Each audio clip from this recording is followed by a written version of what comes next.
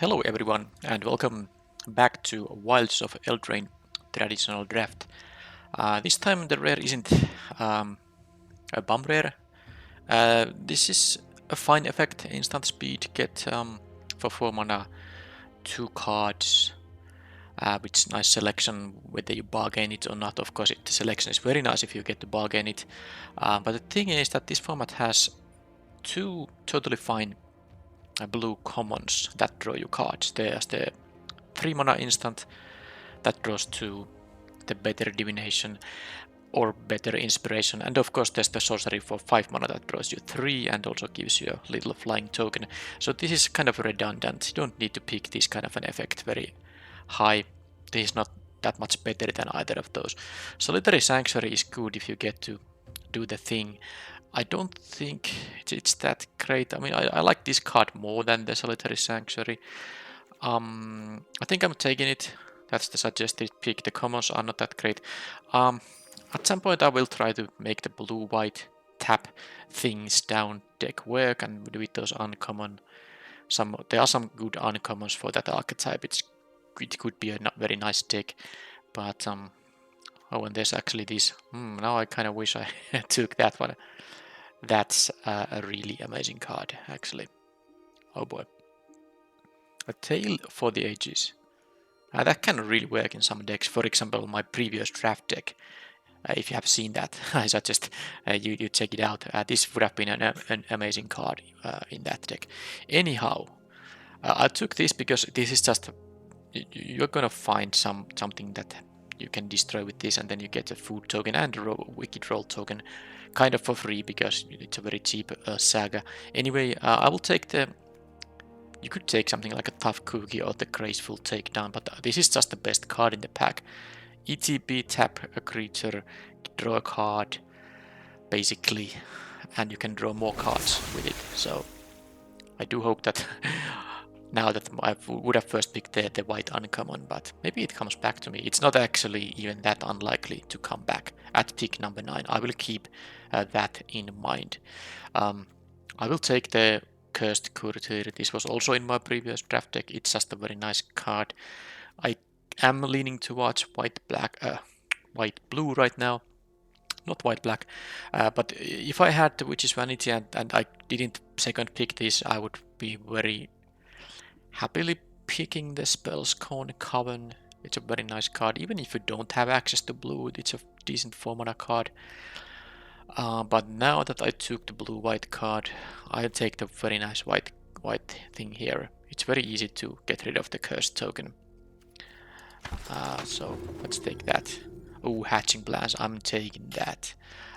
This is also... Well, this does basically require a bargain card, but it's not that hard to have few of them. This is just draw 3 for 2 mana, with of course a little bit of a delay. You don't usually get to do it on the same turn. Well, maybe later in the game you can, but yeah, this is a really easy pick early in the draft. There's also the Sir Armont. Totally fine in green-white. Tempest Heart is all the green-blue thing. Yeah, you can cast this creature in mono green, or I mean green anything, but you don't usually have those 5+ mana cards necessarily that much in some of the other archetypes than green-blue. Anyhow, I'll just take the Hatching Plans. It's a very easy pick here. Yep, now I will be very interested in anything that says bargain. This griffing area, yeah, it can work with food, but I don't think white has that many food generating effects or any. It's more like a green-black thing in this set. I guess there's stuff like this thing, you know, artifact, food, but it still requires a little bit too much work in white decks. If this was green or black, I think it would be a better card. Now, what to do here? I think I'll just take the... I don't know about this. Am I gonna go all in with the stun stuff? Hopeful Vigil is just decent.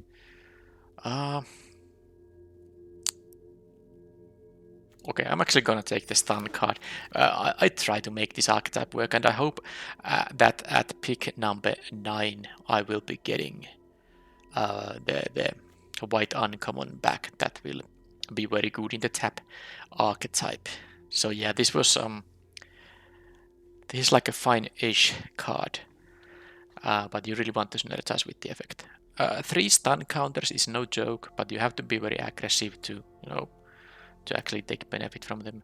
Alright, so here, Spell Stutter, Disdainful Stroke, Quick Study. I think I like the Disdainful Stroke most, maybe as a sideboard card, but it's a very strong sideboard card, because, countering expensive spells for just 2 mana is going to be rather great. Okay then, I will take the Hopeful Vigil now. I just hope that white-blue is gonna be open. Okay, break the spell is actually one way to get rid of your hatching plans also. I could draw 4 cards there in that case. There's no bargain here. I'll just take the break the spell. This is also, decent in, it's not completely unplayable. Oh, I'm very disappointed I didn't get the uncommon. Someone else is now drafting the white-blue archetype. I guess I'll still take the transmuter. It will tap a thing and combine with the numbing depths thing, but I really wanted to get the white uncommon. Well, oh well. I guess I'll just... Do I do the Rhymeful Reindeer? Yeah, let's do this. It's not tapping that easily necessarily, but... Well, some enchantments. I have a Hopeful Vigil. This is any enchantment. Yeah, I guess it can do some work. Okay, I'm taking the Omniscience. The Evolving Wilds and the Lectern they are fine, but I'm still trying to mythic complete the set. Alright, am I taking the Keep Guard? I'm not necessarily that much of an enchantment deck. I guess I could, still be like green blue, I don't know. Moment of Valor. I do like it as a sideboard card. You could also main deck it because the first mode is gonna be okay, but it's better as a sideboard card. I don't usually try to main deck it. Intangible Virtue. Alright, creature tokens. I don't necessarily have a lot of tokens based on my picks now. Okay then. Oh, another very nice payoff for a bargain. If you can bargain this before the chapter 3 happens, so there are 2 options. You basically can, well, you can also bargain it just after casting it if you have the mana for it, but usually, after chapter 2 has happened, you have untapped your lands, you will be able to bargain it with any kind of a sorcery speed effect. You can also do it before going to your main phase. In the 3rd turn, you can have an instant speed bargain effect in your upkeep or draw step. Anyhow, I'm gonna take it and really try to get some bargain cards after this. This pack has some decent stuff, but this is gonna be very nice if I get to do the bargain stuff, and I already have a reason to go there with the hatching plans. Okay, Ice Out. I actually forgot this thing has bargain. I don't remember what did I pick over it in pack 1, because I definitely did have an Ice Out. I think it was after I had picked the Disdainful Stroke. Didn't I? There's also this very good red card, but I think I'm gonna go for the blue-white route somehow now. Anyway, Ice Out has bargain. It will be very good with hatching plans. I don't remember what did I take over it, but well, at least I got one now. How about here? This thing has bargain. Anything else? Not really. So Archon's Glory. I can get this back maybe. There is also the Hopeful Vigil. You can combine this with the other common 3/2 for 3 that returns stuff to your hand. But I think I just want to have the bargain for the hatching plans. And of course for the Princess Takes Flight. And here, okay, I have a Tapper in here. Stab Wound, amazing card. Yeah, this seems like I see some great cards here, not in my colors. That's what you sometimes get for forcing an archetype. I should cut the black card. I kind of went all in with this now. Well, I'll take the guard. It's a fine 2-drop, 2 mana 2/2 with an upside, especially if you have the Sharai on the battlefield. So let's take it. And Edge Wall in. Yeah, it's nice. I don't know if I have many adventures here, but it's still a land that basically is, does pretty much the same as an Evolving Wilds. Enters tapped, you choose the color it produces, so it's mana fixing. They are blue cards, but they are not really the stuff I care about in this deck. Nope. And here we have Bargain Spell. Yeah, I'm just gonna take most of them. And this is actually a totally fine card. The Familiar is of course great if you have access to red, but I don't. So I'll take this bargain just because I do want to play the Hatching Plans and get the 3 cards from it. Alright, I got another copy of Sharai. I think if I didn't pick this and I took the white uncommon in the pack one, I would really like the deck a lot more. But at least with 2 of these numbing, the Sharais of Numbing Depths, I have some reason to do the tap thing, and maybe I can get back the plunge into Winter I saw earlier. It usually should go quite late. And here we go with stuff like Mocking Sprite and Trojan pretty late. I don't have a lot of instant or sorceries. I guess I have some, so the Sprite is, kinda okay, but do I want to have the 2-drop instead? I actually think this deck prefers the 2-drop over the 3-drop small creature. I don't look to have that many instant or sorceries to get benefit from the discount it gives. Okay. I don't get the tap effects, I don't get the bargain effects. I guess I can take the Living Lectern. I mean, it's a random playable. This is the best card in the pack, I think, quite easily. I'll take the on-color card. And here there's a Waste Nut. I don't like this really. I'll take the rare here. Okay, I got the plunge into Winter. Oh, I got the better one. There's a Snare Master Sprite. Also taps a thing. That's actually better than the plunge. I wouldn't mind having a plunge, but okay, I'm happy to have 2 of these. Now, with these 2 Sharais, getting, more of these tapping effects, it's actually pretty sweet. And here I can just take this 3-drop is fine, not really synergistic. Okay, more tapping effects. I guess I have now enough synergy for the Sharai. But I don't have enough bargain to make the Princess Takes Flight that great. How about this thing? This is some copies activated or triggered abilities I control. I have some of those, but the 5 mana version of this isn't really that good. I don't have that many bargain here. I would really like to have another The Princess Takes Flight. I have some bargain yet. I think like 3 or so. But the counter spell isn't so good because you want to time the bargain spell for this in a certain way. This, of course, this dragon is quite nice. I could just take the Sprite, but or redraft the Mythic Rare. I'll still take this and just hope to get, bargain. Anything that bargains. Come on, come on. No bargain. Sprite the Knight. How about the mana curve? I have some 4-drops here. I don't care about the Knight here much at all. Do I have enchantments? I have few. I might get some taps out of this thing. I think it could be played. But what is the card to pick here? Well, not gonna take the rare. I'll just take the 3 mana flyer. Fine. Okay, tapping effect, but I actually, yes.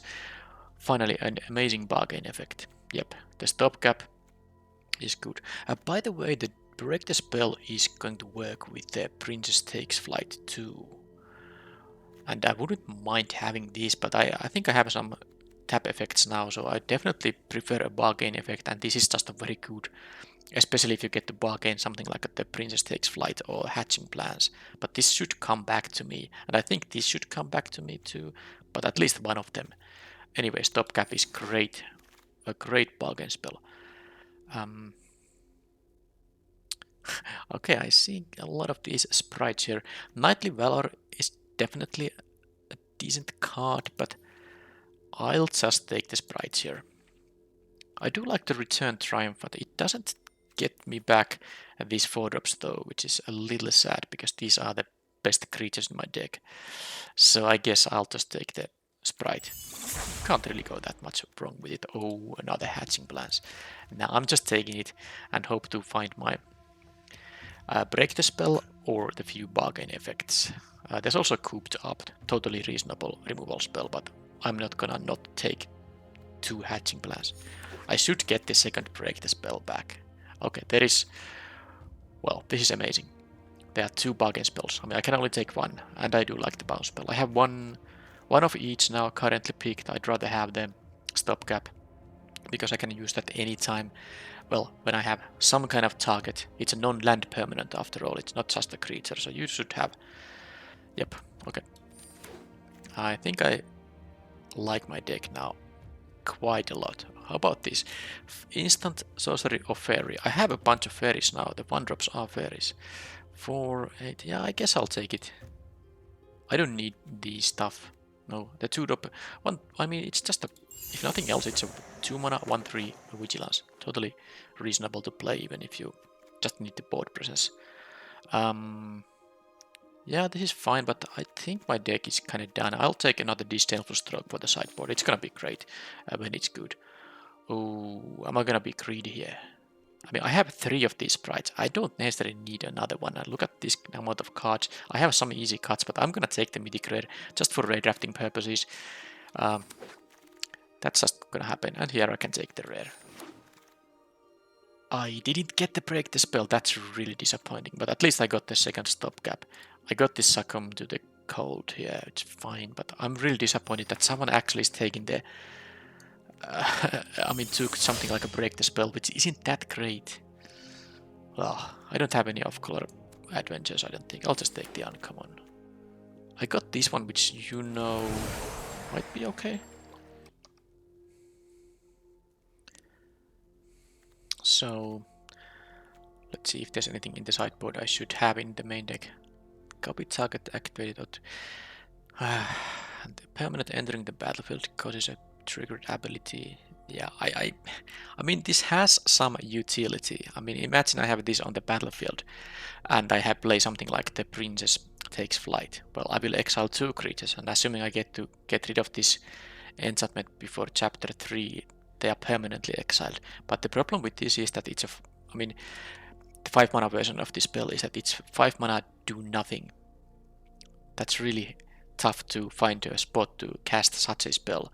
You really would need to get something amazing out of it. And you could, you know, there is the... This can tap 2 things. Permanent entering the battlefield. I mean, this... Yeah, you get double taps from this thing. Doesn't do much to get 2 curse tokens here.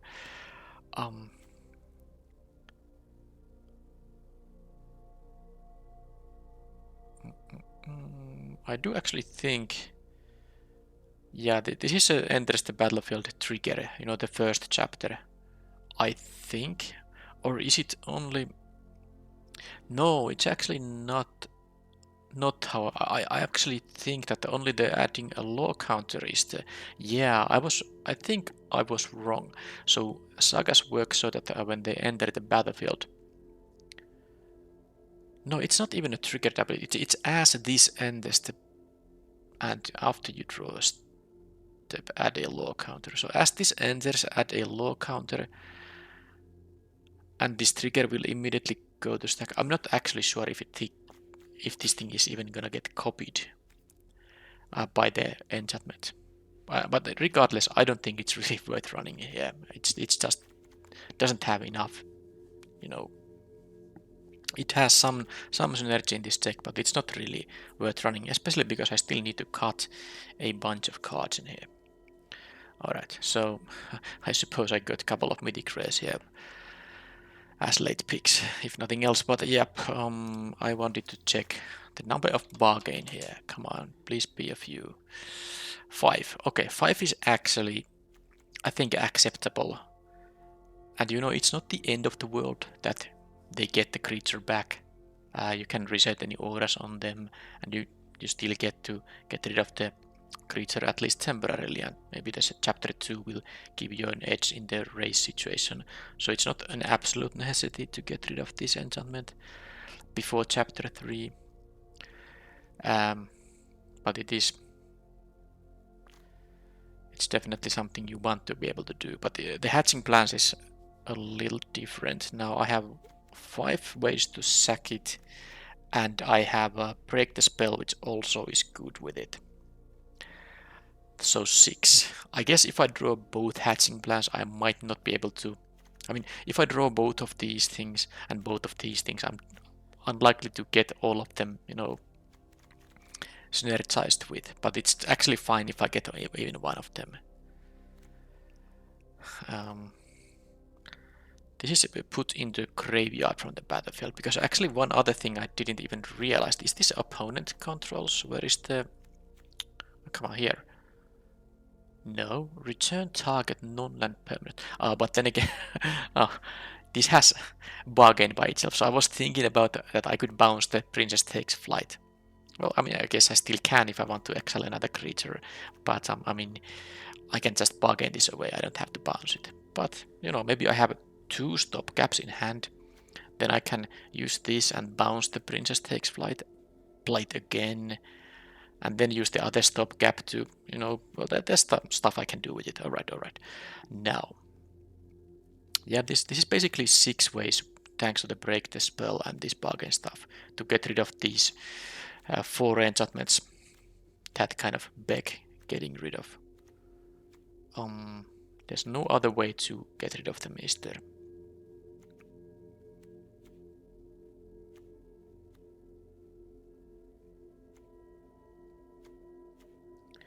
There is not. Okay.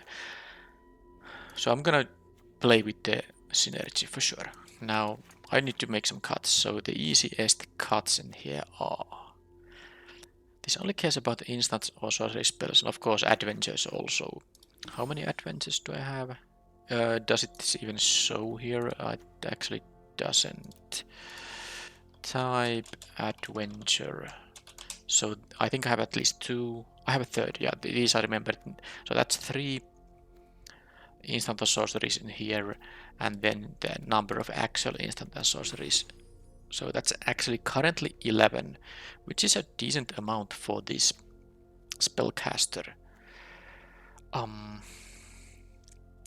actually kind of want to play it, but this is a lot of 4-drops. I guess the transmuter is also a 2-drop, and the stopgaps can also be 2-drops. I don't have anything that costs more than that, but I mean I need to cut some cards for sure. So the easiest cut here I believe is the Lecten, and then there's the Merfolk Coralsmith, and I think the Mocking Sprite, because these are often 3-drops anyway, so I don't need the Sprite here, but that's still 26. Okay, this is tough. Now the stun stuff, the only thing that actually cares about it is the Sharai of Numbing Depths, and I already have some ways to tap things, and it's, you know, it kind of triggers itself with its own ability, so getting extra cards is great, but not that needed. And these things tap, so I think I am going to cut the freeze in place after all. I think the Armory Mice is gonna be needed just to have a curve here, because my 2-drops are fairly limited. I also won't be needing the Succumb to the Cold, no. Oh, that's 24. I guess I could play 24 because this can draw me a card. If a permanent you controlled or a token, so basically you can destroy opponents' roll tokens and still draw a card. But if it's an actual enchantment card, not a token, you can still destroy your opponent's one, but you only get to draw the card if you destroy your own. But of course I do have 4 very good targets for it. I think I will start with this. These 6 instant and sorceries and 3 adventures. So that is going to be 9 cards that allow me to get the sorcerer roll token. I'm going to start with it. Maybe I can sideboard it away if I feel like it. Like if I put Disdainful Strokes in, I need to cut something, and I think this Spellcaster is one of the first things to cut. But this is the main deck. Have the in here and a double cast. I have the double casted counter spell, so I'm gonna have 8 islands and 7 plains. So this is basically 9/8 mana base color wise. Yeah, I could see playing 17 lands because I have this card draw potential here. But then again, I don't actually want to cut anything. The mice is just to have a 2-drop. Yeah, that's it. Let's check one more time. So this gets fairies, instant and sorceries. I have it's a fairy itself, of course. So there are 3 other fairies, and there's 6 instant and sorceries. So that's 9. Yeah, it looks at top 4, doesn't it? Well, mills 4. Yeah, it's gonna hit fairly often. And it's, you know, a thing that triggers the spellcaster. So this is the deck.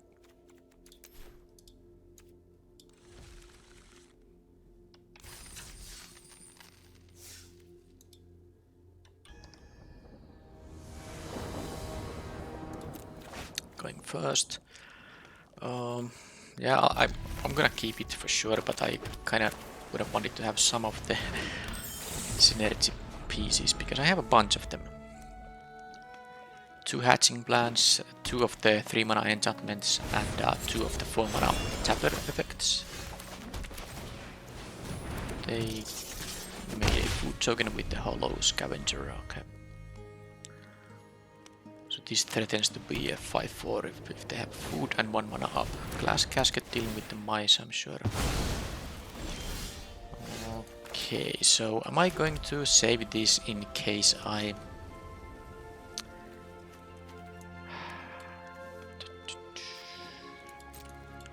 I'm just thinking if in case I draw one of the 4 drops, but I guess it's gonna be with the reindeer.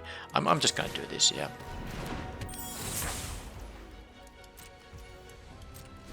Yeah, I have to. I do hope they don't have a reach or their own flyer there, because I can clock them a little bit.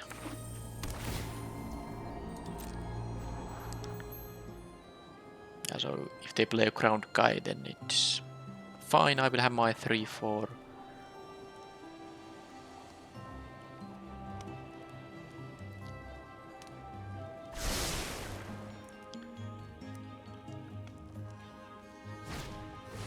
Okay, that's not a ground. I mean, that is a ground guy.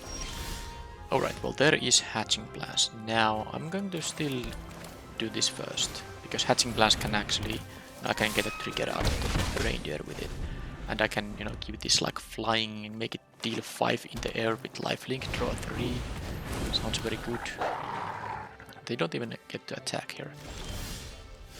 Oh, I'm actually going to hold that thought. Because I want to actually have this on the battlefield once I cast the Archon's Glory. Making a 1/1 flyer into a 2/2 flyer is actually quite a big advantage. Also, the sorcerer roll token allows me to do some scries, which is always a little bit valuable.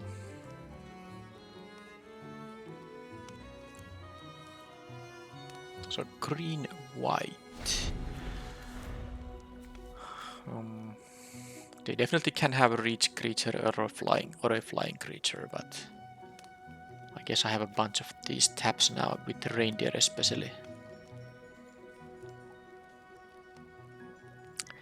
I guess I just hope they tap out for something. Then it's a pretty nice attack I can do here. Tap out some... And it doesn't even matter if it's a reach or a flying creature, because I will be able to tap it with the hatching plans.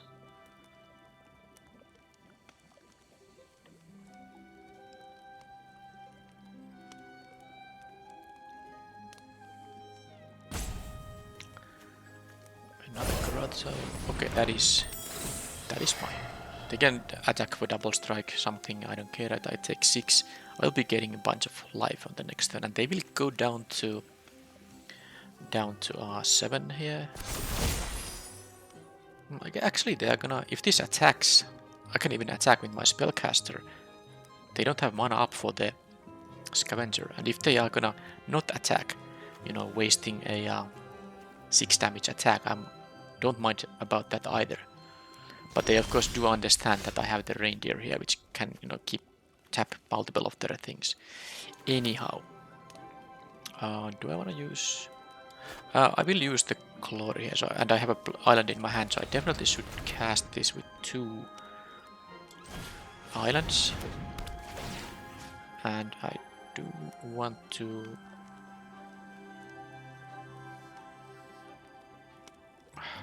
Okay, so here's the thing. I could tap the double striker here.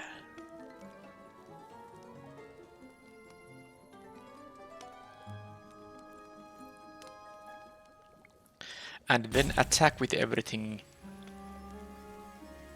I have a +2/+2 and a +1/+1 with their sorcerer roll token. So I don't think there's any block. If they double block the reindeer, even that's fine. If they double block the spellcaster, it's fine, I would say. You know, I'm actually going to... No, it has ward. Yeah, it has ward 1. Does it matter? It doesn't. It doesn't matter.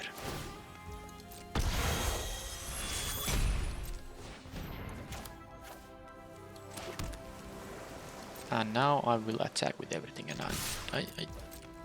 if they don't do double blocks, I'm gonna have only good stuff. Because if they put the clothier in front of the sprite, I can make it a 4/4. You know, +2/+2 and +1/+1. That would be fantastic for me, in fact. So I guess the best block for them is to have double block on the spellcaster. Then I will still lose the spellcaster because I can't give it +3/+3 because the sorcerer token only goes to another creature I have. I can make it a 4/6, but it would die to a double block and only would take the clothier away. It wouldn't still be that bad, you know. Or maybe well, anyway, this is what I wanted to do. So this is gonna be bargained. Here I will sack this, and this trigger is going to give this a counter. Oh, great. Tap something, I don't think it matters.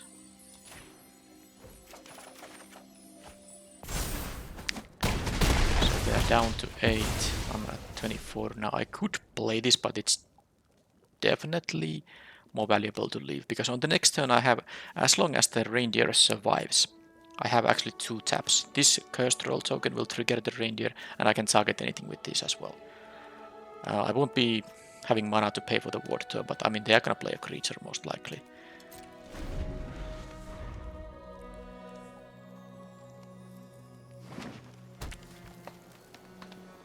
And they're still at 3 points in the air. All I need to do is just make sure that they don't have anything that can block a flyer. And they can now attack for a 9 if they, you know, trigger the celebration. But I would go to, 15. If they have some pump effects, they, you know, could deal a lot of damage. But I think it's quite, I mean, a Titanic Growth or 2. Well, anyway, that's my reindeer is still here. They actually could have boosted the scavenger with the food token and then get rid of the reindeer, because it is the, you know, more dangerous one. But I'm happy they did not. Of course they don't know if I can, you know, put more roll tokens here. Okay then.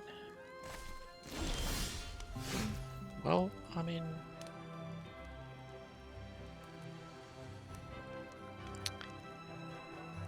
I am definitely trying to tap it.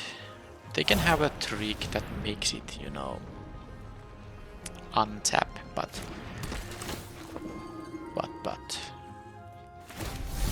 I make them use it at least. So this thing is gonna be tapped, and now I won't have mana to, you know, play the sprite. So that, I mean, and why would I? They don't have an untapped creature now, so obviously there's no point paying the extra here. But let's just hope they don't have the trick. At least I get the scry out of this. Oh, that's gonna be just good enough to get rid of a creature and give him flying to something. They had nothing. Now. I don't think that, yeah, it's more valuable to have it as a tapper. And next turn I have actually 7 mana, which means that I can play this for 3, you know, pay for the trigger, and pay this for 3, and still have the 7th mana to pay for the ward cost. They still try to go, I don't mind. It has trample, so it's not very good here.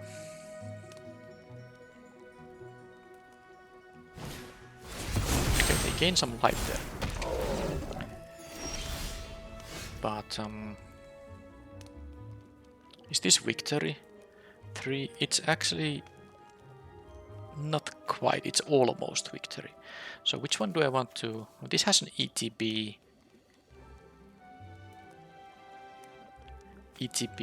gain life, so when it comes back, because it's possible I won't get rid of this, but I should win before that happens. They're gonna go to 1 life now. I don't think there's anything. So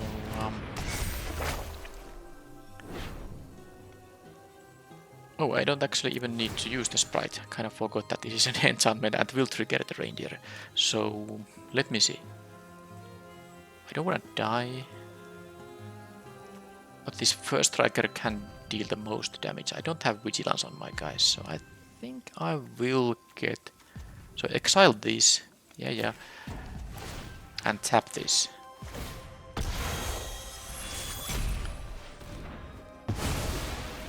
And then I will just attack with everything. Go to 17. Yeah, I hope they don't have a... Okay, that's gonna be great. I don't have to return the printers, but now it's just I mean, with the stopgap here, I should just play this thing. Yeah, because they add 1 here. And if they have like a life linking, you know, life linking some blocker, I can just bounce it. Okay, so Curse of the Werefox. Now I think the biggest question is, do I want to use Disdainful Strokes? And they are playing green, and I saw 1 card that will get countered by it, but also, no, actually 2. The Clothier is also. Now, I guess this is 2 cards that are very, you know, nice to get rid of. With a 2 mana counter spell, I should be able to keep mana up. So I'm going to play one of the Disdainful Strokes, and I think I will not play the Spellcaster, because a 2/4 might not be that great against the green deck. It's very good against decks like white-red, for instance, which, you know, the 4 toughness can be a lot. But I don't think it's the best against green decks, so I will play 1 Disdainful Stroke, not 2. Do I want to have these stun effects? Because now that no, I think this is fine. Let's sideboard more if it goes to game 3.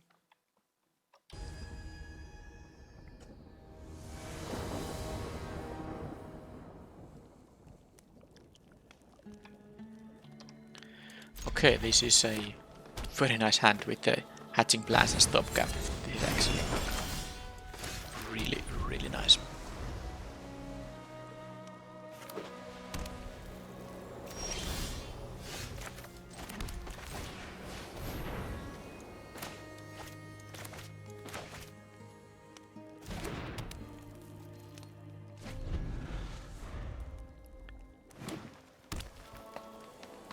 Not sure if I want to yet even bounce anything. Might just play the sprite here. Okay, well that thing I will probably bounce. Well, let me see. I don't want to discard the hand size. It's too early to discard X's lands, and I don't want to discard spells. So if I do the stopgap thing, because it's a cantrip by itself, you know, I can play these. I will have 5 cards in hand and draw 3 +1. Okay. Oh, even if I can play... No, I'm not going to play Stopgap now. Sadly, I can't keep mana up for Disdainful Stroke. I'm just gonna play this now. I do have, you know, 2 bargain cards, so it's definitely easy to get rid of this cursed token here. I can take 4 here now. This makes small creatures unable to block it. Yeah, I wouldn't mind drawing an island, because then I could use the stopgap and have a Disdainful Stroke. Okay, that probably needs to be bounced. I'm actually tempted to just get rid of the cursed token here now. On the other hand,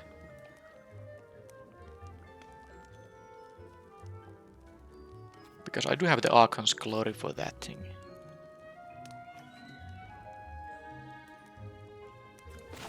Then I can play the Armory Mice, which is actually able to block the Outrider. I like that. I like that. So let's bargain this. Target non-land permanent here. Get rid of this so I can start getting some lifelink. Hopeful Vigil. Can also consider running that. But no, the Mice is better to just because they can't even pay mana to make this unable to block. Although I don't think they would be using 2 mana for that now.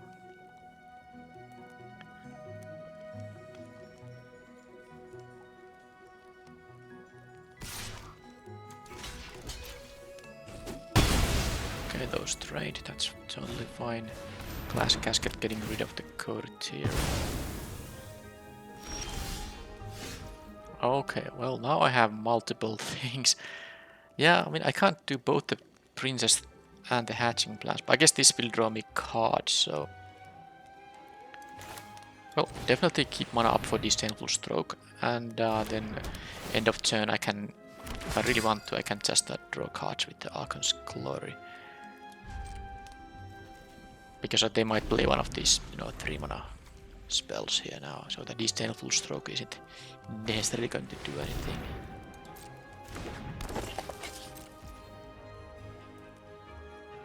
Do I want to draw 3 right now? Maybe not now, the trick is useful. Oh, break the spell. Well, talk about an amazing draw. Yeah, well, let's just draw a bunch of cards here. Oh man, draw 4. Casually, for 1 mana. Well, I guess I did use 2 mana earlier for it. So now.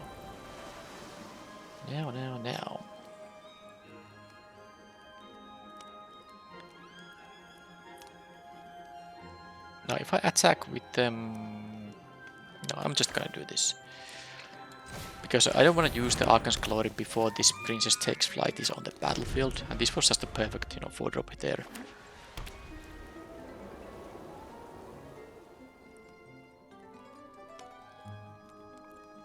To use mana optimally and all that. That would have been something I can counter with a Disdainful Stroke, but I might get some other thing to counter. Now, which one to get rid of? I do need to play this pre-combat because you know that otherwise I can't benefit from the Archon's Glory. Now I will tap the other guy and the other one gets exiled. I think it's quite important to... Yeah, it is important to exile the thing that can draw them cards. It has ward 1, but I can still keep mana up for the Disdainful Stroke.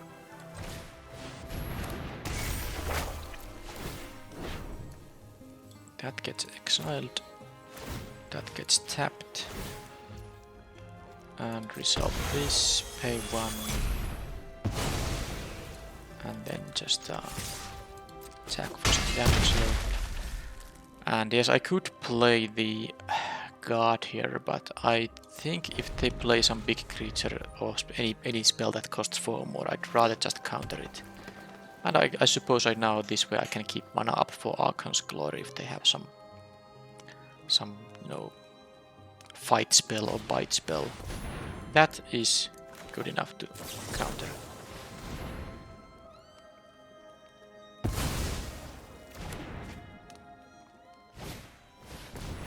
Okay, they get rid of my token, fine.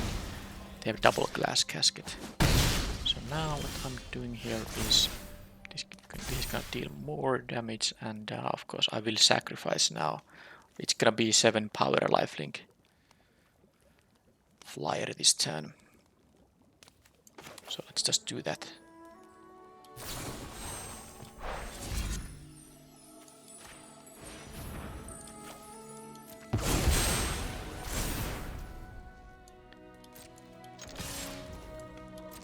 Then I will play this thing, and I think I will probably just scry here. I will play this, you know, I will leave this as a tapping effect. So here let's make this have blue mana, and then I can scry. End of turn. I don't have anything to bargain. You know, this is of course something I could use for bargaining, but I'd rather scry too. Because with 3 mana I can just sacrifice it. I haven't found my 4-drops, by the way. You know, the ones that tap down and draw a card. So maybe I can scry into 1. I have 2 of them. Have some sprite energy. And this also taps things. Yeah, I think it would be very nice to draw one of those 4-drops, but I also think that I might just be winning here the game. Unless they get something very good here. I have a 3 life in here in this food token, but I'm not in any kind of a panic myself. So hatching plans without a means to actually get rid of it, I don't think I'm going to have it now. I know it's something to use to tap these things, but yeah, this is much better to have. By the way, I can get an adventure spell back. Don't have them in my graveyard. So this is amazing. This only, by the way, triggers once per turn, so you shouldn't, well, I shouldn't do this and this unless I really need to tap those things. By the way, this actually works on their turn. Yeah, that's insane, because I can use my Frostbridge guard here. Okay, so who is going to get tapped? Well, the Scavenger, because they can make it into a big creature, so let's do that. Although, well, you know, now I mean, I don't actually have an attack unless I'm willing to trade the reindeer here. This has a stun counter. I mean, trading the reindeer isn't actually the worst. I have a tap effect, couple of tap effects. I'm going to be greedy and use the guard on their turn to draw a card with this thing. So let's just let them do the trade. I will get rid of the flyer for sure, because that allows my...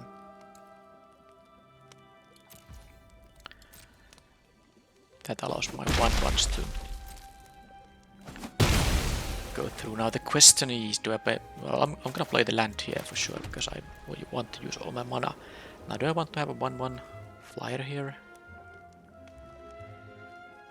To start clocking them? I don't think I want.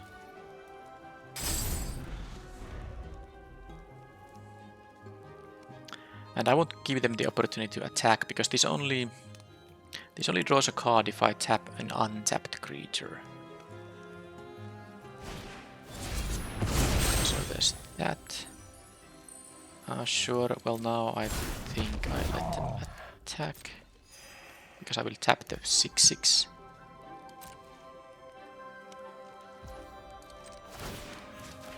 They should have gone to combat first.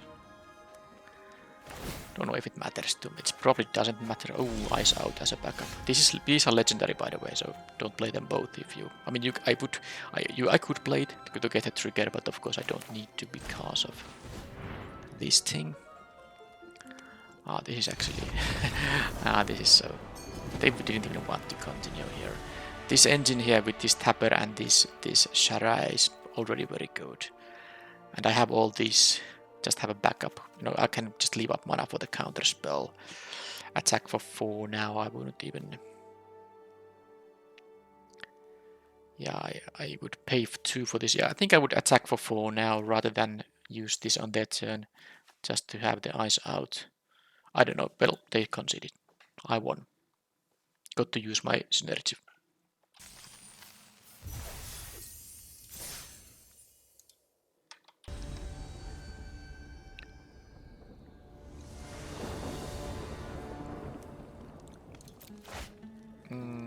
Okay.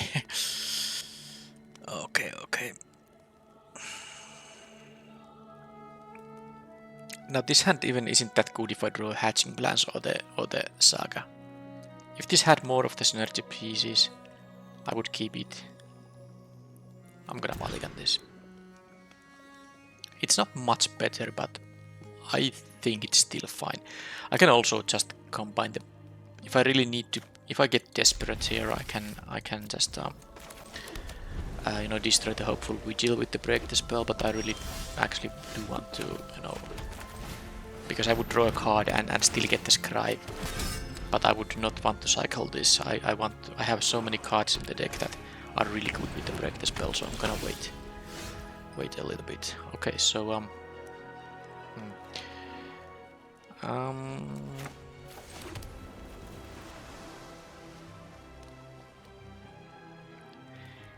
I'm actually going to do this, even though I know it's a trigger for the Sharai, but I don't know if I'm even gonna get the 4th land.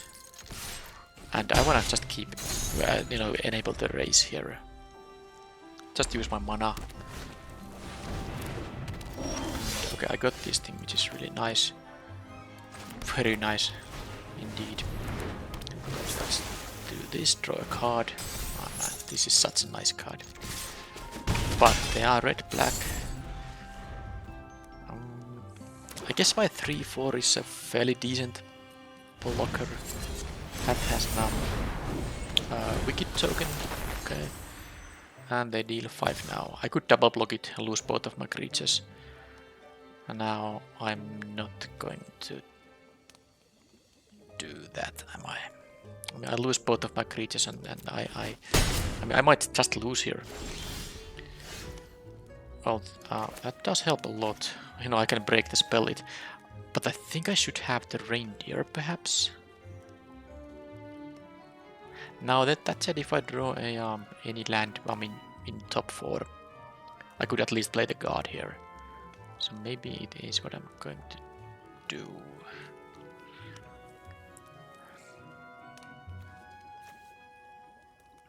Can cast the guard. And I will have other kind of options. Yeah, I do think, because of the fact that I can still play this card to add to the board, I will do this. I mean, of course, it's possible I don't draw an untapped land, but it's quite unlikely. This is 4 cards I get to draw now. There we go. Okay, so more tapping in form of the Sprite. And I don't mind now if the Sharai dies, because... Am I supposed to attack with this? I think I am. Because I have the second Sharai now. But this deck can really push a lot of damage through. They might make my creatures unable to... Or 2 of my creatures unable to block with the 1 adventure thing. I could be facing a lot of damage of Mortal. That's not so great. It's not so great at all, especially they get to trigger the celebration. By the way, the opponent's curve in here was pretty darn good. That's for sure. They used all of the mana they had on turns 2, 3, 4 and 5. 2, 3, 4 and 5 mana. So... how do I do this?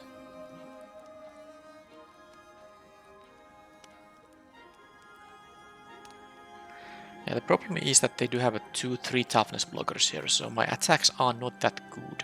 And I currently...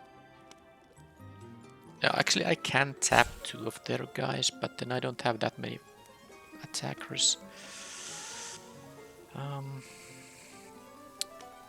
Okay, I do think I need to now take the 5, but this I might just die. Okay, this is making... Okay, tap target creature, create a curse. Now that is good. Now I can use my... Oh, that's actually really good, because now I can... Oh, I can even play the reindeer and this thing, because this cursed troll token will be controlled by me. It will enter under my control. So I can tap both of these and they basically are forced to jump with these 1/1s. Yeah. And now I have a blocker, so I hopefully won't die in... Well, I don't know. I will make this into a 1/1 or this this will have menace. Yeah, I guess this is the bigger creature, so let's make that thing into a tap this thing. Got one card. Oh, that is a sweet one because it gains me life. Vigilance guy definitely goes here and this goes here. So I can actually... So the thing is, of course, that if I attack with everything, they just won't be blocking at all, because then the Ashok would die regardless. But if I attack with like these, they can jump. They can jump one of the creatures and save Ashok, because I do want to have some blockers myself. Yeah, I guess I'm gonna have this as a blocker. I'm gonna do it like this probably. I mean, problem is if I attack with everything and they don't block, I will lose to their counter attack if they have like anything. So I'm gonna do it like this. Now they are forced to either save Ashok and lose these tokens, or let Ashok go. I do have that. Okay, the Vigilance guy actually gives me a third blocker, which I kind of forgot. But if they double block it, okay, this is good outcome. I will have 3 blockers now. I hope they don't have a means to deal 10 damage to me, because this will allow me to gain some life. I don't mind if this dies, so I can just play this other version of it. This thing gives menace to someone and this has menace, so yeah, menace is nasty. And they have 4 cards, they could have some aggressive effects in there.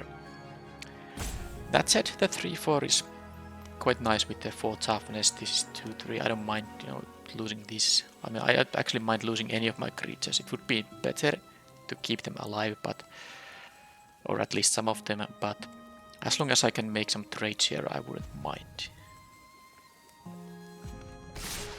Okay, so now this is pretty much I mean, this is gonna most likely get celebration happen, so I assume they have an instant speed way to make celebration, so I'm not gonna put the reindeer on here. This is gonna give +1/+0 to something.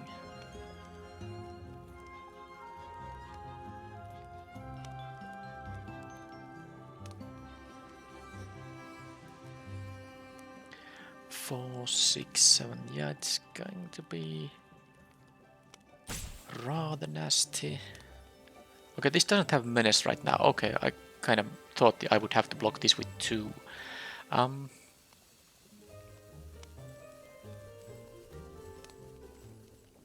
So I think I could even go for this plan. Maybe even do like this, because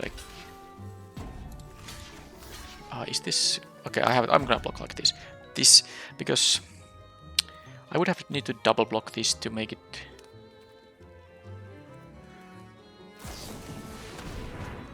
Please don't... Okay, that was not enough to kill me. And they now lost a lot of their stuff. Please don't burn me. Okay, they must have drawn this thing from the cantrip. Okay, so I will get some life here. Unless they can just... Okay, they equip that. I get another 3/4. But they don't have the menace granter anymore. And I have a tapper, which is pretty important. And this turn I will just, gain life. I will gain 5 life here.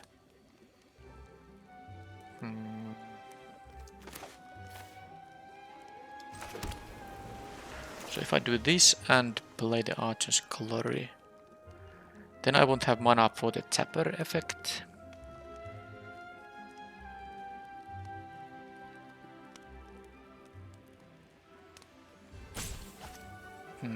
But this is such a good blocker here. Okay. Okay, and I have no timeouts. I mean, I actually need to do these things. This is kind of annoying. So let's use this. I don't wanna. I definitely want to gain the life. Quick scry. I don't need lands here. Okay, that's an easy scry. And then I can just go to combat before my time runs out. Vigilance attacks. I think all the rest should stay the block. That way I will have 4 blockers, and I will. This is not a lethal attack, by the way, is it? It's actually almost lethal. 9. It's 12, so it's not lethal. I'm gonna leave the rest of the block. Maybe I should play this sprite here. I mean, it's 1 more blocker. It's 1 more blocker. Okay, I'm actually gonna play it.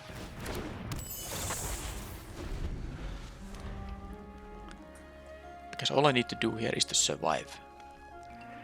And I do need to have blockers. Because they can make like 2 of my guys unable to block with a simple common. None of these is a rat. They have 1 more card left. And of course they can't do an all-out attack now. Well, I guess they must. I have a tapper here. Well, they don't know about this tapper. This is a wicked token. Oh, I'm glad I get my life, otherwise I would have died. Otherwise I would have died. Yep. This thing has trample, so let's keep that in mind.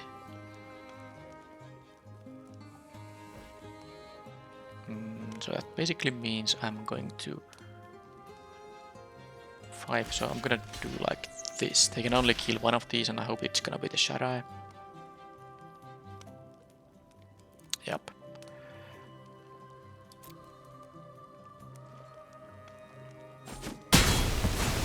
That's what they did. And now I will. So this is 6, 9. If I could tap 1 more. Yeah, this is not a lethal attack. But they are now top decking, and I can keep tapping their flyer, and of course I have my flyers of my own. Let's see first what I'm gonna draw here. So let's just tap this guy. Oh, they don't. Interesting. I guess they don't have like another copy of these things, because this is not a lethal attack. I can tap, you know, I can attack with everything or tap 1 of their blockers. Doesn't matter. This is not a lethal attack. I can only deal 7 here, I think. So they had one draw step there to find something, maybe. They didn't use that. Okay, so they are a very aggressive deck. I would be interested in something like a Living Lectern, maybe. Oh, did I forgot this. Maybe I should have sideboarded this in against the first opponent. I'm not sure though. Maybe they didn't have that many for power creatures or higher. It's definitely not going to be needed here.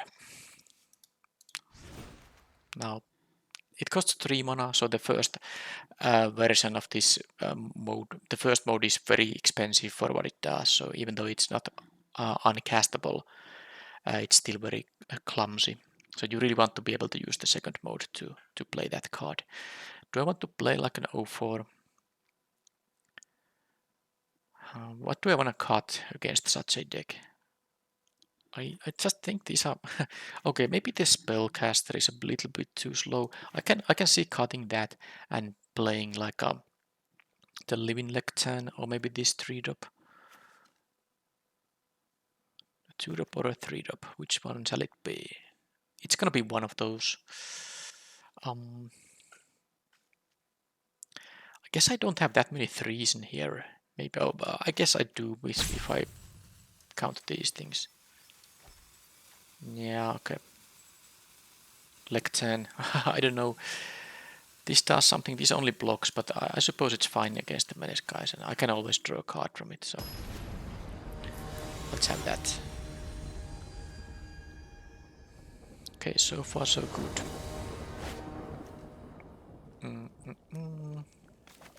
Yep, I have a break the spell, the princess takes flight combination, and I can... Well, let's first see if I draw lands. I can just play the Hopeful Vigil, and I did draw a land.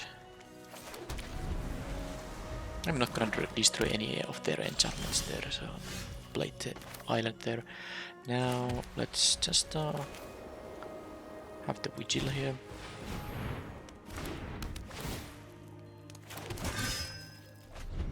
Okay, they have no 2-drop. I am happy now. Vermin, so I think... So let's plan a little bit here. So if I play the Princess Takes Flight now, this is an instant, so I can use this.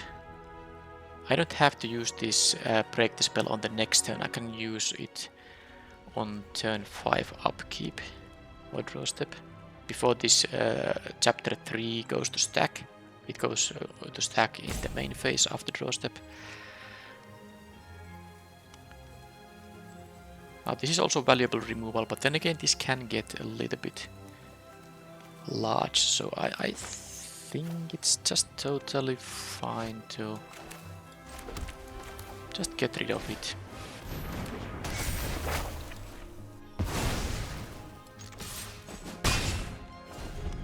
Because I do want to play the reindeer next turn. That's the reason I was thinking about if I can, you know, can I do that? But I can because this is an instant. So I can tap out on the next turn on the reindeer. I will take this damage because I can do the +2/+2 thing on this. They might have the +3/+0 and draw a card. I can take one here. Lord Skitter. Okay, they just cry and draw. Sure. So I need to put a stop on my upkeep step, of course. Which I will.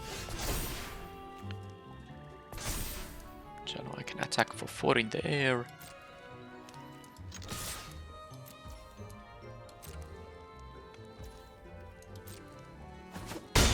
And now I will put a stop on my own upkeep and play the reindeer here now.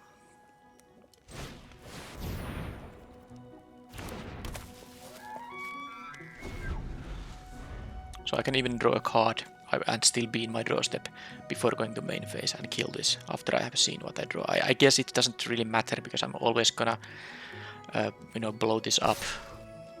Okay, so they're gonna have the +3/+0 and draw a card. I don't care about taking 2 damage here, so let them do it. They're gonna still use. They're just gonna cycle it. Sure. I'm gonna win this race, by the way. If but they can add more to the board, and that's one heck of a card. So I can go to draw step, and now, well, that is something. I mean, something to blow up with the break the spell, but I think it's still more important to not give them back this, you know, this vermin. So now I can kill this. They don't even want to. Wow. They don't want to see. I mean, I guess they assume I have an enchantment of some kind, which I would actually have. I can attack for 5. Well, no matter what. They conceded. But my plan was for this turn pretty easy. I would actually use this thing, maybe just to give this a curse token. Or maybe not, maybe just play hatching plans. On the other hand, making this a 1/1 might be better. Because I don't want to take a lot of damage. Safe thing to do would be just to actually not even use the adventure in here, but to, you know, play hatching plans in case I have find a way to. Well, I don't know. Maybe it's better just to tap this thing and put a cursed token, and then play this as a 1/3, and then leave this as a trigger for the reindeer. I was just, you know, of course the match is over, but I wanted to talk about the the different options available for that turn had the opponent not conceded.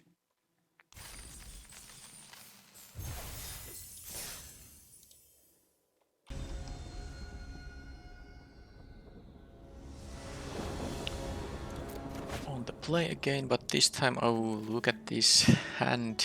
Oh, well, I would need to find specifically a blue producing land, because I do have the Archon's Glory, but I can even, target opponent's creature in their end step to sack a Hatching Blast, but I can't just, keep this. I have 2 bargain spells and 2 Hatching Blasts. I'm gonna mulligan this. Oh man. 1 lander into 1 lander. Well, this is a worse hand than the previous one, so let's go to 5 here and let's get rid of 1 planes. No synergy for these things, so I mean, I'm just gonna cut a land here because going to 5, you have to get somewhat lucky, and I guess I just won't be losing. I don't want to use any of my spells in here. I mean, to put them away. I'd rather draw the few lands I need and have enough spells. Oh, they have a 1 mana. Oh, okay, what was that? I was afraid it could be the blue-red, the adventure thing that has an adventure of deal 1 damage, and then they still have a 2/2 flyer. Treasure token with that. Okay, I do have a card draw here, so and I can get rid of that thing with the princess takes flight, and then I can use the stopgap to get rid of this. So because this can of course win the game if although I have to actually deal with the. Well, I can deal with the. Okay, so here's what I'm going to do. I'm going to, because I can deal with the giant using the light blades. And I just hope they are actually going to attack. Well, I guess I can just stop gap it away. I don't know. Let's see what they cast here. Okay, I need to. Oh, that's a color. So what I can do is. Well, I don't have.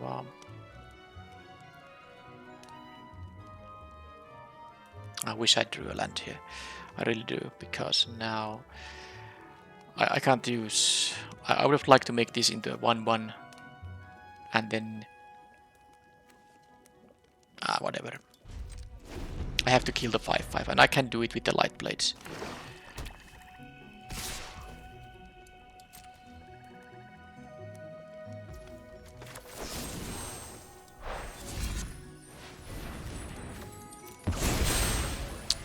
But it is problematic.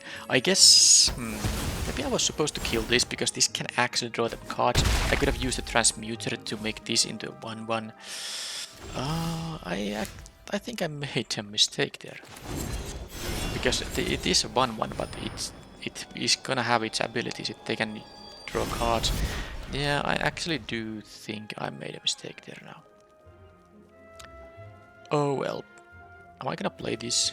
I am gonna play this. I know I can draw a card with the Sharai using this, but I don't. At least I can actually block this, so I don't have to take the damage here. They did not sack the.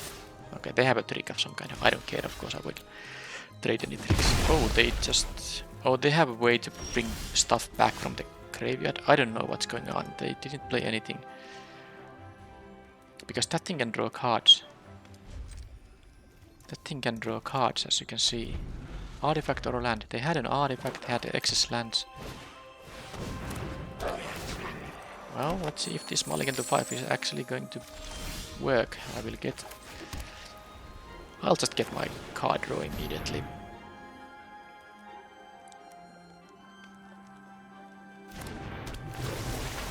Unless they are instant speed, kill it. If they kill it in response to this trigger, of course I wouldn't draw the card. Okay. Princess stopgap combination is here. I really don't get it. Why do they... they're clearly flooding. They could have used this to draw cards. I'm very happy they chose not to. not to do that. Okay, how about I'm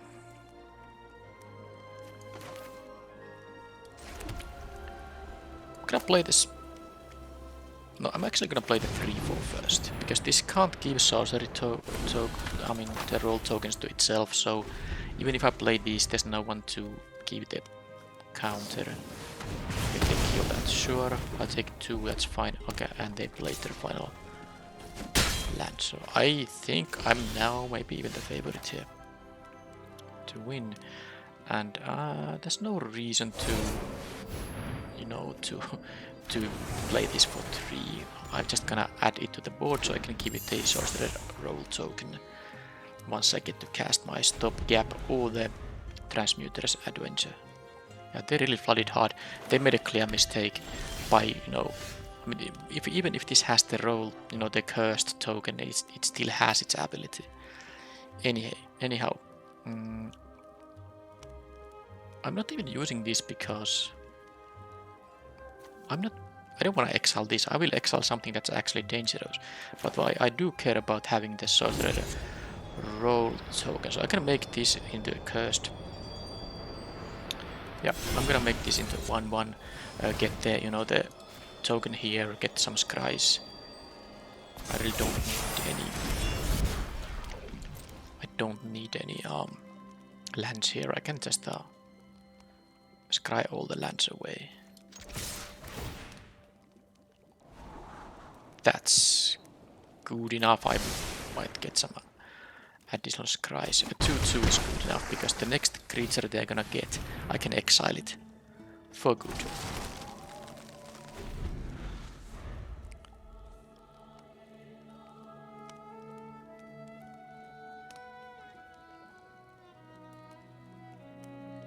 They have 1 food, so it's more like, okay, they get to exile that, and look at my hand and my deck. I don't have any more of those things there. This'll take some time, I will pause. Okay, now they know my deck. They know what's in my hand. And there is that guy, which is just going to draw me a card. I mean, maybe it's not even needed here right now. I'm gonna play the 3/4 first. It's not like that 1/1 is gonna do anything here. Yes, I will absolutely have that. I mean, maybe I don't even have to, because I have the stopgap with this thing, but I mean, it's still cheap cantrip. I can destroy something.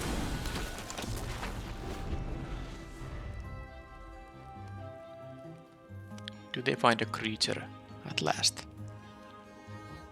They have 11 lands. They are flooding hard, but I mean, they could have had a very different game if they let this guy leave. Okay, that's something they can use it. The -2/-2 here to get rid of the tapper, maybe. They have the treasury to make the 5/5 happen. Okay, they didn't want to get rid of the tapper. I think the tapper is more dangerous because I will find some lands and the 3 mana won't be a big cost. Okay, and here I am going to exile that thing for sure. I guess I could just stun it first to get some board presence. Sure. Because it will be tapped for 1 turn.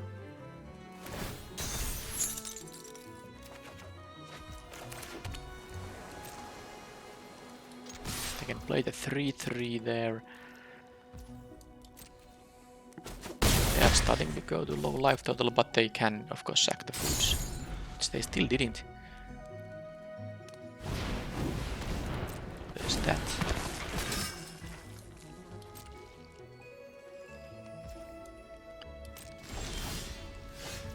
Don't mind having a couple of lands here. So I almost want to actually exile this thing instead. I am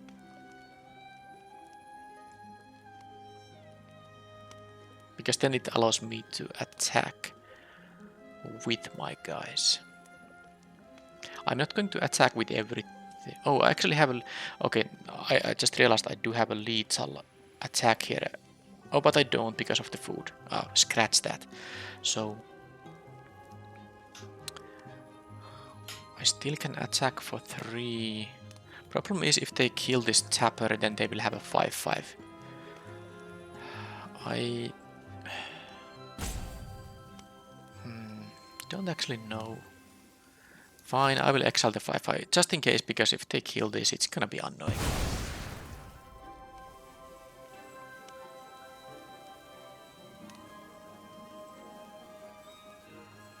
I haven't tapped anything this turn yet.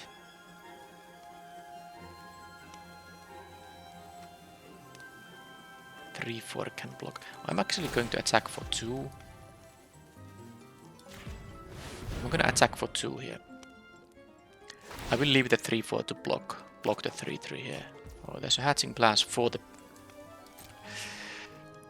Yeah, I mean, I do need to kill this thing, but I can use the stopgap for the hatching. Ah, this is amazing. I'm still gonna attack for 2, because even if they, you know, kill my blocker, they only have 4 damage here.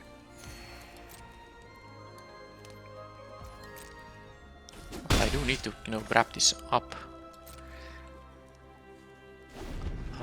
I'm not going to break the spell. I want to get a chapter 2, the +2/+2 flying. That's gonna be nice.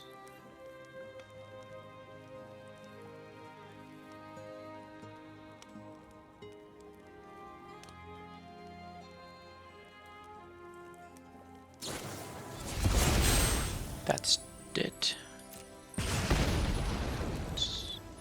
Okay, but they did use, of course, they had to... That was the only thing... The food was the only thing they could use for bargaining, so... Because, of course, this is my enchantment. So that means they didn't get the... did not get the 3 life from... Okay, so... What's my plan here? Of course, I'm not gonna bounce the horseman, because they can adventure it again. So I do think... I'm gonna attack for 5 in the air. But I might as well see what I draw first. Because I'm gonna get rid of this. For sure. And I don't wanna use the stopgap because I don't wanna bounce either of these things. Now that is a lethal attack unless they have something. I think it's worth going for. Because this will get flying now.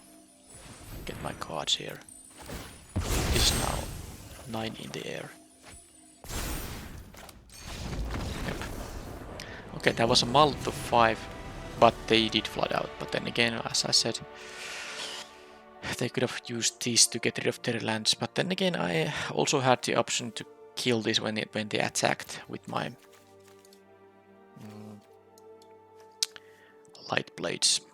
And I didn't, so maybe I made a slight mistake too, but anyhow, that is now black-red. And they have this thing, but it's because... Yeah, this is actually a fine black spell, and they have some treasure token generating, so they can sometimes cast a 5 mana creature as well. So, I don't know if I want to have a disdainful stroke. There's this removal, there is this giant creature, there's of course the fell horseman, but only the creature, not the adventure. This also has a useful adventure. I don't think disdainful stroke is what I want here. I don't see that they are necessarily that aggressive of a deck. They have a bunch of removal. I do like the current build. I'm not going to put any of these in the deck, so let's just hope to maybe keep a 7 card hand, because they are not necessarily going to flood out in this game. Because I of course won because they did flood out. They had a window in which they could have just flooded the board with stuff, and I was stuck at 3 lands for a while. Anyway, this is good. None of the synergy stuff is here really, but this is good. I'm gonna just play the one flyer here because I have the transmuter that will tap. So if I get to untap with the Shara, I can still get an extra card with the Vantress thing here. Now the actual question is, do I want to use the Prankster as a... No, actually I have this 2-drop. Because I maybe want to cast the Adventure here. I have some hits in the deck still. Okay, that 1-1 went away. Yeah, I don't think a 1-3 is that important to get. Alright, so I think I want to get rid of this using the Light Blades. It is one of my bargain spells though. In case I find. But I get to scry because I do want to get the land. I think I'm gonna do that. So let's attack, and assuming they block, I mean of course if they take 2 I'm very happy. But I'm gonna scry bargain away the Hopeful Vigil here. Because there's no reason for me not to attack here. It would be kind of odd if they didn't block. Why have an 0-4 if they don't plan to block? But I want to have the scry, so let's kill this thing entirely.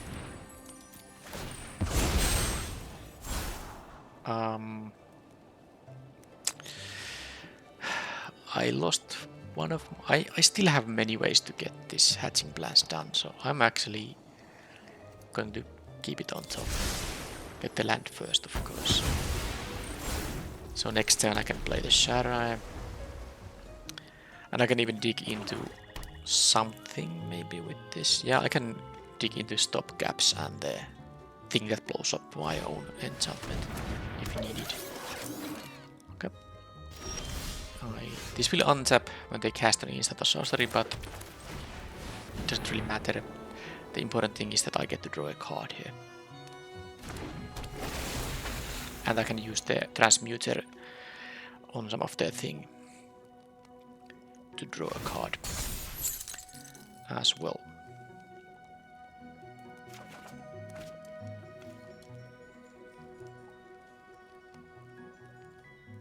And tapping when it's untapped, tapping it with something is not such a great idea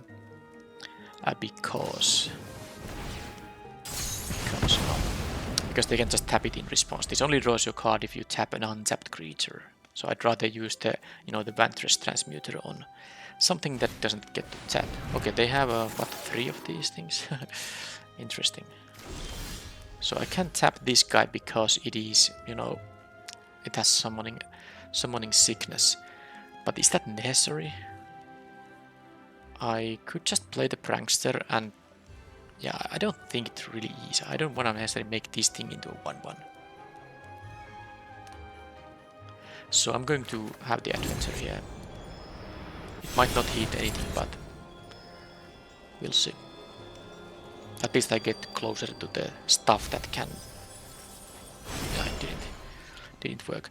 But none of these, I guess the guard is very good with the this thing, but anyway, I'm now closer to things that allow me to destroy the hatching plans.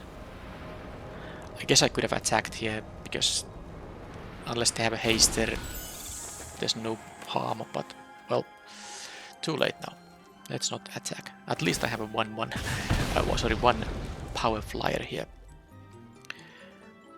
If they don't play any other creatures, I can't actually draw cards with the transmuter.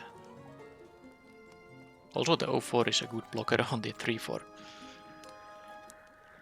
So I could see dying here to these things, because these are unblockable damage they can deal. Okay, well, at least I can... Well, at some point transmute that thing.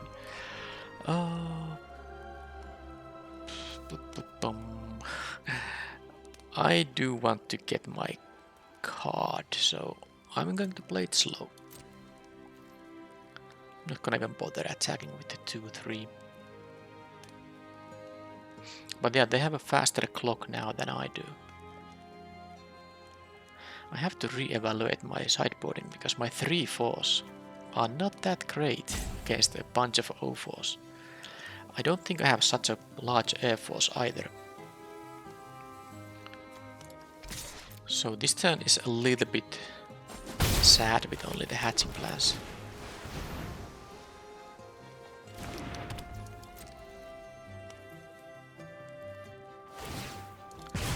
Yep.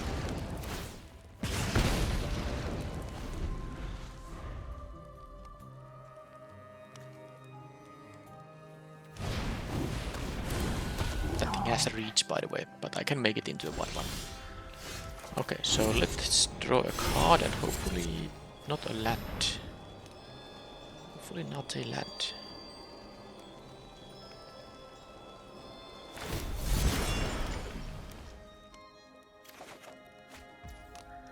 Well, that is definitely not a land. So I'm going to... almost tempted to just play this 4-drop, but it's so useless against the 4 toughness thing. So let's just dig into the good stuff. Drawing 4 cards here casually.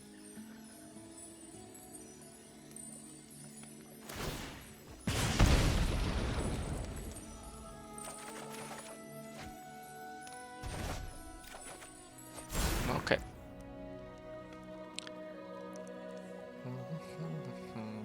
What to do here? This is... I mean, I could just attack with both and then use the Archon of Glory to get rid of that 0/4. Yeah, I wouldn't mind that happening. So either they take damage or lose that thing. There's nothing to bargain here, but I guess it's fine.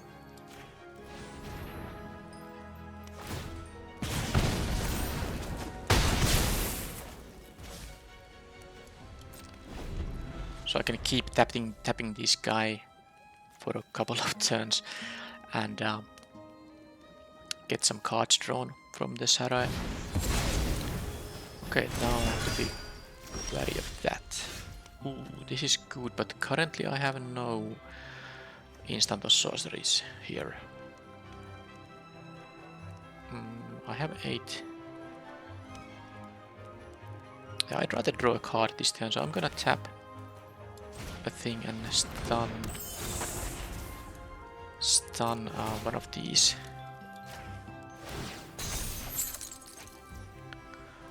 I wonder if I'm supposed to actually offer the trade here,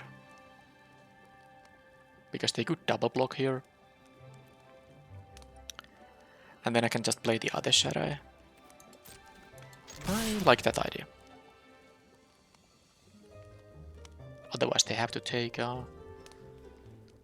more damage.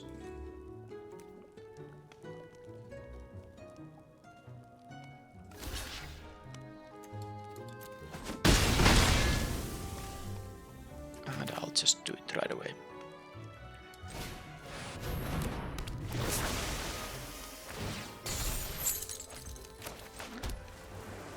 There is something for because I still have things I want to break. So the break the spell is gonna work. Although hatching plans number 2 might be a little bit risky because I will be running out of cards in my deck and I need to win this game. I don't have a lot of power here currently. Spellcaster will help me a little bit. Okay, so they got rid of that. I guess it's not the end of the world. And Ice Out is gonna be quite nice as well. So that's at least 2 damage I can deal now. Yay. I do want to leave the counter spell up, so I'm going to just not play the Transmuter yet. Although, I mean, I guess I can keep tapping and getting the 3/4 is gonna be valuable. Alright, I'm gonna change the plan. They might have something that makes me discard. I'm gonna have the land in my hand. I don't think I need to use to break the spell. So they can play like the Catapult, but I can tap it down, and then I can have a counter spell for something. I hope they don't have anything. Well, that's a little annoying, but it's fine. I would have countered that, because now I don't get to have my, roll tokens.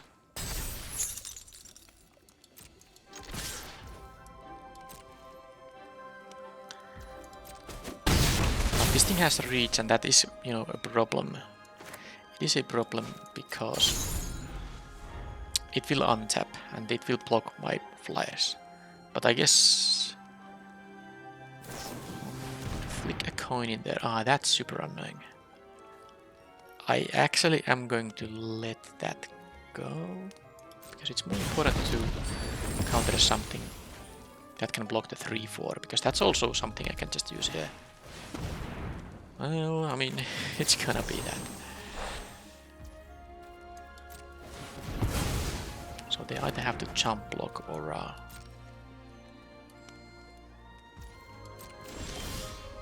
okay, that gets me something back. Well, I actually don't like my chances now. I managed to not really get a lot of things going on, and they managed to you know, kill everything. That's a lot of removal. 1, 2, 3, 4. I guess 5 if you count the flicker coin. But now if they have a means to stabilize somehow. Oh, that's oh man, these O4s, they are annoying because they can block the catapult. Yeah, the fact they were able to kill the spellcaster. Yeah, I guess I was supposed to. I didn't really realize that if they kill the spellcaster, I don't get these tokens, which were really important there. Okay, so they're gonna have something. I guess this attack is a free attack, and it's not like this prankster is gonna go through the 2/2 reach. So let them use whatever card they have. Could be another flicker coin, which would get rid of the sprite also. So yeah, it is. Nothing I can do about that. Okay, I don't think I can win this game, even though they are at 4, because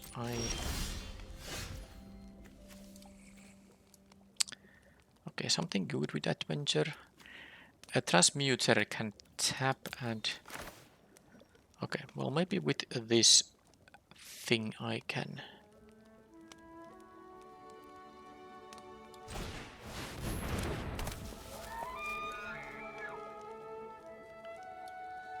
So, how does it go? It goes like this.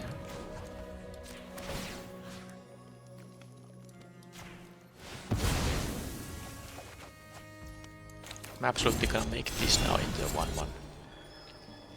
And now they do have to actually jump block with the... Well, not quite jump block. No, I'm gonna make them jump block with the... Yeah, I can do it like this. Yeah. Because this could block the 1/1 and they could go to 1. But now they have to actually just jump block the 3/4. Okay, this is fine. 9 cards left. So the hatching plans isn't... if I would draw it next, I would just, you know, still break it. Are they gonna attack? It's not a lethal attack, I don't think it is. Because I can block. That's not good. If I get an enchantment, I could attack with the sprite, but I don't have an enchantment. Target and I could, you know, kill my own cursed roll token. I don't really think that's a good idea. I will get, you know, if yeah, I have to wait a little bit. Hopefully they don't draw anything too amazing, but I will, if they keep adding to the board. But yeah, I have a 3 power creatures which all are lethal attackers, so that is worth something for sure.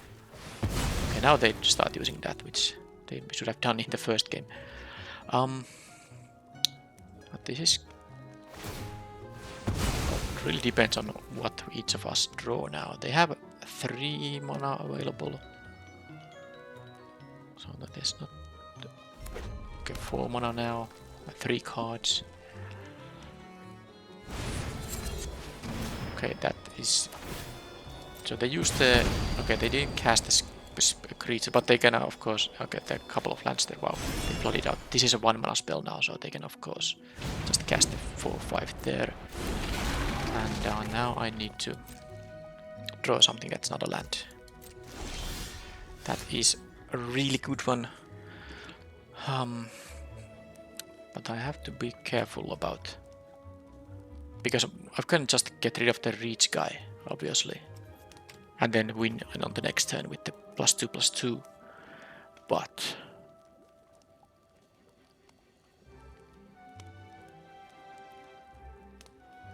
because now I can exile something and tap something. So they have 3 blockers, so they have to.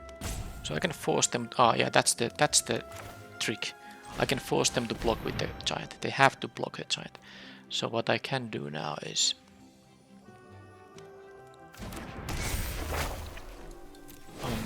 exile the 4/5 and tap down. I guess I tap down the least. Yeah, I kind of forced them to jump. Yeah, everything now. And take one from in the air. I don't even need to break the spell right now, because I want to have the chapter 2 happen. So unless they have a 1-mana spell to untap this is gonna be great. Hopefully they don't. Each of the 3 power creatures had to be blocked. They can only jump everything. So if they can deal 10 damage to me somehow, then I would lose. They couldn't. They didn't even want to see what they draw, because something like another recruiter with the treasure token would actually do the trick. But glad that they didn't have anything. Alright, so this was a pretty decent take, and that's what good synergy can do. Of course I had a lot of the key uncommons there. So a lot of the key uncommons here. Like, 2 of these with, something like a Vantress Transmuter does become quite good when you have double of these Sharais. And this also synergizes with the Reindeer, in fact, because you get basically 2 taps with the Reindeer. But of course the MVP here was the double Hatching Blast, double Princess thing with enough ways to get rid of these. And that's of course just incredible value.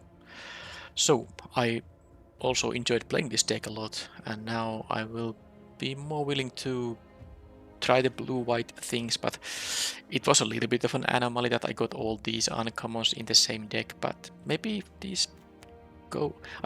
Hatching Blast I think never should go late. Bargain is in every color. Any blue deck wants to play Hatching Blast, especially if they pick it early, so you can draft around it. But I guess this Princess Takes Flight. Well, it's still a playable card even if you can't get rid of it, but maybe this can come late.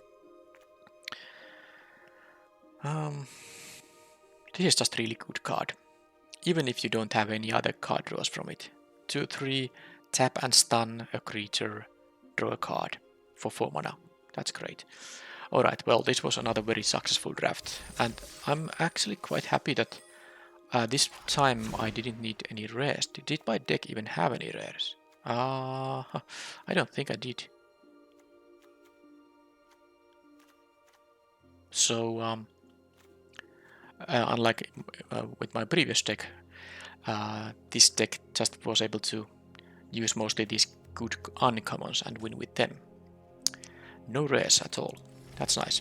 Anyway, it's probably a long video already, so I thank you for following through and watching this video, and I hopefully see you in the next draft then. Bye bye.